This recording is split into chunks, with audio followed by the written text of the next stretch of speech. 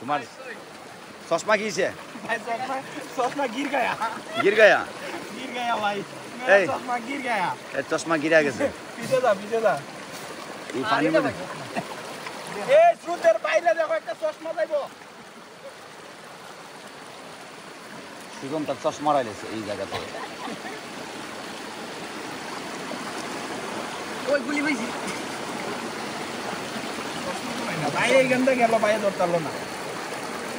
মেরেতে হইতো না